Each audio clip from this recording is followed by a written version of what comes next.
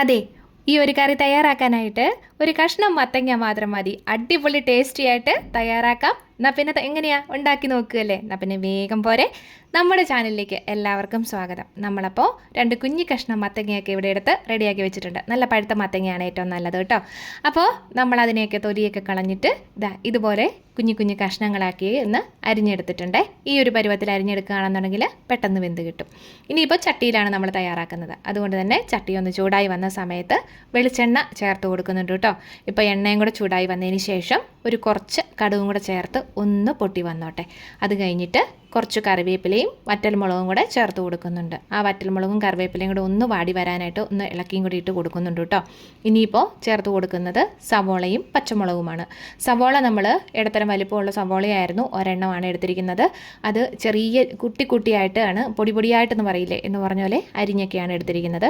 പച്ചമുളക് ഒരെണ്ണം മാത്രമാണ് നമ്മളിവിടെ ചേർത്ത് കൊടുത്തിരിക്കുന്നത്. എരിവിനനുസരിച്ച് കൂടുതലോ കുറവോ ഒക്കെ ചേർത്ത് കൊടുക്കാവുന്നതാണ്. ഇനിയിപ്പോൾ അതിലേക്ക് ചേർത്ത് കൊടുക്കുന്നത് വെളുത്തുള്ളി ഇഞ്ചിയും കൂടെ ചതച്ചെടുത്തിരിക്കുന്നതാണ്. 1 ടീസ്പൂൺ ഉണ്ടായിരുന്നു. ചതച്ച് തന്നെ എടുക്കാനായിട്ട് ശ്രദ്ധിക്കുക. അതല്ലെന്നുണ്ടെങ്കിൽ പേസ്റ്റ് പോലെ വേണേലും ഉപയോഗിക്കാവുന്നതാണ്. അതെല്ലാം കൂടി ഇട്ട് കൊടുത്തിട്ട് ഒന്നുകൂടെ ഒന്ന് ഇളക്കിയിട്ട് കൊടുക്കുന്നുണ്ട് കേട്ടോ. ഇനി അതിലേക്ക് ഒരു കുറച്ച് മാത്രം ഉപ്പും കൂടെ ചേർത്ത് കൊടുക്കാം. അതെന്തിനാന്ന് വെച്ചിട്ടുണ്ടെങ്കിൽ സവോളയൊക്കെ പെട്ടെന്നൊന്ന് വഴന്ന് കിട്ടാനായിട്ട് ഒരു നുള്ളു ഉപ്പ് ചേർത്ത് കൊടുക്കുമെങ്കിൽ പെട്ടെന്ന് തന്നെ റെഡി ആയിട്ട് കിട്ടും. എല്ലാവർക്കും തന്നെ അറിയാം, എന്നാലും എല്ലാ വീഡിയോയിലും പറയുന്ന പോലെ തന്നെ പാചകമൊക്കെ പഠിച്ചു വരുന്നവർക്കൊക്കെ ഒരു ചെറിയ സംശയങ്ങളുണ്ടാവും. അതുകൊണ്ട് മാത്രം പറഞ്ഞൊന്നേ ഉള്ളൂ കേട്ടോ.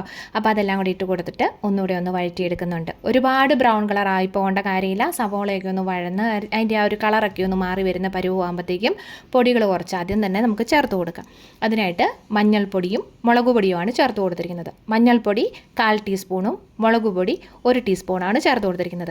മുളക് പൊടി എരിവിനനുസരിച്ച് കൂടുതലോ കുറവോ ഒക്കെ ചേർത്ത് കൊടുക്കാവുന്നതാണ്. അല്ലെങ്കിൽ കാശ്മീരി മുളക് പൊടി വേണേലും ചേർത്ത് കൊടുക്കാവുന്നതാണ്. ഇതെല്ലാം കൂടെ അതിലേക്ക് ഇട്ട് കൊടുത്തിട്ട് നന്നായിട്ടൊന്ന് വഴറ്റിയെടുക്കുക. പൊടികളുടെ പച്ചമണമൊക്കെ നന്നായിട്ടൊന്ന് മാറി വരണം. അതുകൊണ്ട് തന്നെ അപ്പോൾ ആ മാറി വരുന്ന സമയത്ത് നല്ല ചുമപ്പ് കളറിൽ, നല്ല ഡാർക്ക് ചുമപ്പ് കളറിൽ വരും. ഇപ്പോൾ അതിൻ്റെ കളറൊക്കെ ഒന്ന് മാറി റെഡിയായിട്ട് കിട്ടിയിട്ടുണ്ട്. ആ സമയത്ത് നമ്മൾ തക്കാളി അരിഞ്ഞു വെച്ചിട്ടുണ്ടായിരുന്നു. അതും ഈ പറഞ്ഞ പോലെ തന്നെ പൊടിയായിട്ടാണ് അരിഞ്ഞു വെച്ചിരിക്കുന്നത്. അതും കൂടി ഇതിലേക്ക് ചേർത്ത് കൊടുക്കുന്നുണ്ട്. 2 തക്കാളിയാണ് കേട്ടോ ഞാനിവിടെ എടുത്തിരിക്കുന്നത്. നിങ്ങൾക്ക് കൂടുതലോ കുറവോ ഒക്കെ വേണേലും ചേർത്ത് കൊടുക്കാവുന്നതാണ്. അതിനുശേഷം മസാലക്കൂട്ടിലേക്ക് ഇട്ട് കൊടുത്തിട്ട് നല്ല രീതിയിലൊന്ന് 1-2 മിനിറ്റ് ഒന്ന് വഴറ്റി കൊടുക്കണം. അത് കഴിഞ്ഞിട്ട് വേണം ഒന്ന് മൂടി വെച്ച് വേവിച്ചെടുക്കാനായിട്ട് കേട്ടോ. അപ്പോൾ മൂടി വെച്ച് വേവിച്ച് ഇങ്ങനെ ഒന്ന് വഴറ്റി കൊടുക്കുമെങ്കിൽ ആ മസാല അത്രയും പെട്ടെന്ന് തന്നെ ഒന്ന് പിടിക്കുമല്ലോ. അതുകൊണ്ടാണ് ചെയ്ത് കൊടുത്തത്. ഇപ്പോൾ ആ സ്പൂണിലേയും കൂടെ ഒന്ന് തോണ്ടിയിട്ട് കൊടുത്തോളൂ കേട്ടോ. ഒരുപാട് ചൂടുണ്ടെങ്കിൽ വേറൊരു സ്പൂൺ വെച്ചിട്ട് വേണേലും തോണ്ടിയിട്ട് കൊടുക്കാവുന്നതാണ്.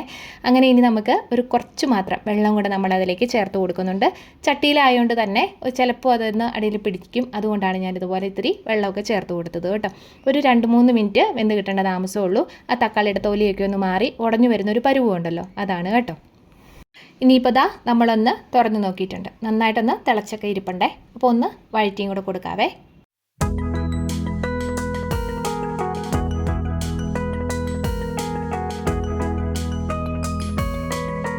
അങ്ങനെ നമ്മുടെ തക്കാളിയൊക്കെ നന്നായിട്ടൊന്ന് വെന്ത് ഉടഞ്ഞൊക്കെ ഇരിപ്പുണ്ടേ. ആ സമയത്ത് നമ്മൾ അരിഞ്ഞെടുത്ത് വെച്ചിരിക്കുന്ന മത്തങ്ങ കഷ്ണങ്ങളെല്ലാം കൂടെ ചേർത്ത് കൊടുക്കുന്നുണ്ട്. മത്തങ്ങ കഷ്ണങ്ങൾ ഇതുപോലല്ല, നമ്മുടെ കുക്കറിലേക്ക് ഇട്ടിട്ട് വേണമെങ്കിലും അടിച്ചിട്ട് വേണമെങ്കിലും ചേർത്ത് കൊടുക്കാം. പക്ഷെങ്കിൽ അതിപ്പോൾ കുക്കറിലിട്ട് അടിക്കേണ്ടതായ കാര്യമില്ല. മത്തങ്ങ ആയതുകൊണ്ട് തന്നെ പെട്ടെന്ന് തന്നെ വെന്ത് കിട്ടുമല്ലോ. അതുകൊണ്ടാണ് നമ്മൾ ഇതിലേക്ക് തന്നെ ചേർത്ത് കൊടുത്തിരുന്നത്. അപ്പോൾ കുറച്ച് മാത്രം ഉപ്പും കൂടി ഇതിലേക്ക് ചേർത്ത് കൊടുത്തിട്ടുണ്ട്. എന്നിട്ട് ഈ മസാലക്കൂട്ടുകളിൽ ഇട്ടിട്ട് നല്ല രീതിയിലൊന്ന് വഴറ്റി കൊടുക്കുക. 1-2 മിനിറ്റ് നന്നായിട്ടൊന്ന് മസാലകളെല്ലാം കൂടെ ഒന്ന് പിടിച്ചോട്ടെ കേട്ടോ. ശേഷം നമുക്കൊന്ന് മൂടി വെച്ച് വേവിച്ചും കൂടി എടുക്കണം.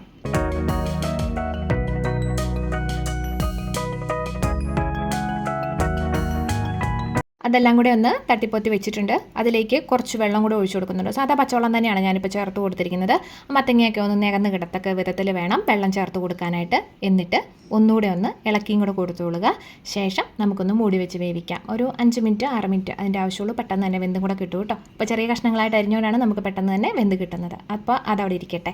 ഇനിയിപ്പോൾ നമുക്കൊരു കുഞ്ഞ് അരപ്പ് തയ്യാറാക്കണ്ടേ. അതിനായിട്ട് തേങ്ങ ചിരകിയതെടുത്തിട്ടുണ്ട്. തേങ്ങ ഓപ്ഷനിലാണ് കേട്ടോ, വേണമെന്നുണ്ടെങ്കിൽ ചേർത്ത് കൊടുത്താൽ മതി. പക്ഷേ തേങ്ങ ചേർക്കുകയാണെന്നുണ്ടെങ്കിൽ ടേസ്റ്റ് കൂടുതലുണ്ടാവും. 1/2 ടീസ്പൂൺ ചെറിയ ജീരകവും കൂടെ എടുത്തിട്ടുണ്ട്. അപ്പോൾ അത് കുറച്ച് മാത്രം വെള്ളം കൂടെ ഒഴിച്ചിട്ട് നന്നായിട്ടൊന്ന് അരച്ചെടുക്കാം. വെണ്ണ പോലെ അരച്ചെടുക്കുക എന്ന് പറയത്തില്ലേ, എന്ന് പറഞ്ഞ പോലെ തന്നെ.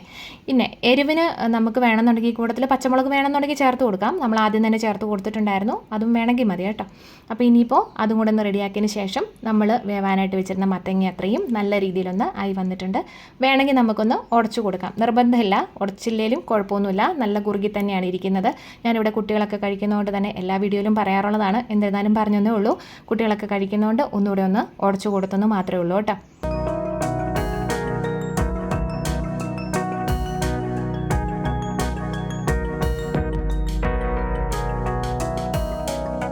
ഇനിയിപ്പോൾ അതെല്ലാം കൂടെ ഒന്ന് റെഡി ആയതിനു ശേഷം അരച്ച് വെച്ചിരിക്കുന്ന അരപ്പും കൂടെ നമ്മൾ അതിലേക്ക് ഒന്ന് ചേർത്ത് കൊടുക്കുന്നുണ്ട്. എന്നിട്ട് ഒന്നുകൂടെ ഒന്ന് ഇളക്കിയും കൂടെ കൊടുക്കാവേ. അരപ്പ് പെട്ടെന്ന് തന്നെ ഒന്ന് ഇളക്കിയും കൂടെ കൊടുക്കാം. ലോ ടു മീഡിയം ഫ്ലെയിമിലിട്ടിട്ട് ചെയ്താൽ മതി. ഹൈ ഫ്ലെയിമിലിട്ടിട്ടൊന്നും പെട്ടെന്നൊന്നും ചെയ്തെടുക്കേണ്ട കാര്യമില്ല. കാരണം വെച്ചിട്ടുണ്ടെങ്കിൽ ആ തേങ്ങയുടെ ആ പച്ചമുളകൊക്കെ ഒന്ന് മാറിയെടുക്കുന്ന താമസം. ഒന്ന് ചൂടായി വന്നാൽ മതിയല്ലോ, പെട്ടെന്ന് തന്നെ റെഡിയായി കിട്ടും.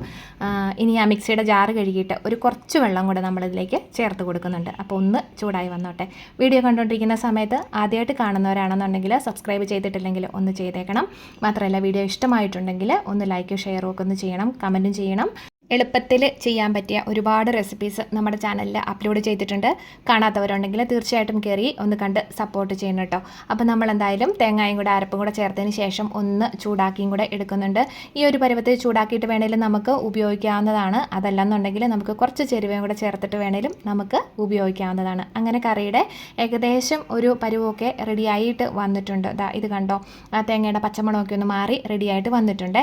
അപ്പോൾ ഇനി നമുക്കൊരു കാര്യം ചെയ്യാം, സ്റ്റൗ പതുക്കെ അങ്ങോട്ട് ഓഫ് ചെയ്ത് കൊടുക്കാം. എന്നിട്ട് ചെറുതായിട്ടൊന്ന് തിളയുണ്ടാവും, കാരണം ചട്ടിയിലായതുകൊണ്ട് തന്നെ ചെറിയൊരു തിളയുണ്ടാവും. അതുകൊണ്ട് തന്നെ നമ്മളൊരു കൈ വെച്ചിട്ടൊന്ന് ഇളക്കി കൊടുക്കുന്നുണ്ട്. പോരാത്തതിന് നമ്മൾ കുറച്ച് മാത്രം, തൈരല്ല എന്നാൽ മോരുമല്ല, ആ ഒരു പരുവത്തിലാണ് നമ്മളിവിടെ റെഡിയാക്കി വെച്ചിരിക്കുന്നത്. അതും കൂടെ നമ്മൾ ഇതിലേക്കൊന്ന് ഒഴിച്ചു കൊടുക്കുന്നുണ്ട്. അപ്പോൾ പുളി നോക്കിയിട്ട് മാത്രം ചേർത്ത് കൊടുക്കുക. കാരണം തക്കാളി ചേർത്തുകൊണ്ട് തന്നെ മോരിന് ഒരുപാട് പുളി ഉണ്ടെങ്കിൽ വല്ലാണ്ടങ്ങ് പുളി രുചിയായിരിക്കും കറിക്ക് വരുന്നത് കേട്ടോ. ഓപ്ഷനിലാണ്, വേണമെന്നുണ്ടെങ്കിൽ ചേർത്ത് കൊടുത്താൽ മതി. ഇനിയിപ്പോൾ തേങ്ങ ചേർക്കുന്നതുകൊണ്ട് തന്നെ തൈര് ചേർക്കണമെന്നില്ല, തൈര് ചേർക്കുന്നുണ്ടെങ്കിൽ തേങ്ങ ചേർക്കണമെന്നില്ല. പക്ഷേ ഞാനിത് രണ്ടും കൂടെ ഇന്നൊന്ന് ചേർത്ത് വെച്ചെന്നുള്ളത് മാത്രമേ ഉള്ളൂ. പക്ഷേ ഇത് രണ്ടും കൂടെ ആയതുകൊണ്ട് അടിപൊളി കിടിലൻ ടേസ്റ്റ് തന്നെയാണ്, എല്ലാവർക്കും ഇഷ്ടപ്പെടുന്ന രുചി തന്നെയാണ് കേട്ടോ. നമുക്ക് ചോറിന് മാത്രമല്ല എന്തിൻ്റെ കൂടെ വേണേലും കഴിക്കാനായിട്ട് ഈ ഒരു കറി ഉണ്ടെങ്കിൽ അടിപൊളിയായിരിക്കും. അപ്പോൾ തൈര് ചേർത്തതിന് ശേഷം നമുക്കൊന്ന് ചെറുതായിട്ട് ലോ ഫ്ലെയിമിലിട്ടിട്ടൊന്ന് ചൂടാക്കി എടുത്താൽ മാത്രം മതിയാവും. ഹൈ ഫ്ലെയിമിലിട്ടിട്ടൊന്നും ചെയ്യാൻ പാടില്ല. അത് ഏത് കറിയാണെങ്കിലും തൈര് ചേർക്കുന്നതാണെന്നുണ്ടെങ്കിൽ ഒരിക്കലും അങ്ങനെ ചെയ്യാൻ പാടില്ല. തിളച്ച് പോയിട്ടുണ്ടെങ്കിൽ തൈര് പിരിഞ്ഞു പോകും. അതുകൊണ്ട് തന്നെ കേട്ടോ. അപ്പോൾ നമ്മൾ കറിയൊക്കെ ഒന്ന് വാങ്ങി വെച്ചിട്ടുണ്ട്, അടിപൊളിയാണ്. മല്ലിയില ഇഷ്ടമുണ്ടെങ്കിൽ ഇതിൻ്റെ കൂടെ ഒന്ന് ചേർത്ത് കൊടുത്തോളൂ. എനിക്കിഷ്ടമായിരുന്നു, പക്ഷേ ഇന്ന് മല്ലിയില കയ്യിലില്ല, അതുകൊണ്ട് മാത്രം ചേർത്ത് കൊടുത്തിട്ടില്ല. അപ്പോൾ തീർച്ചയായിട്ടും വീഡിയോ ഇഷ്ടമായിട്ടുണ്ടെങ്കിൽ സപ്പോർട്ട് ചെയ്യണം. വീണ്ടും കാണാൻ വരെ ടാറ്റാ.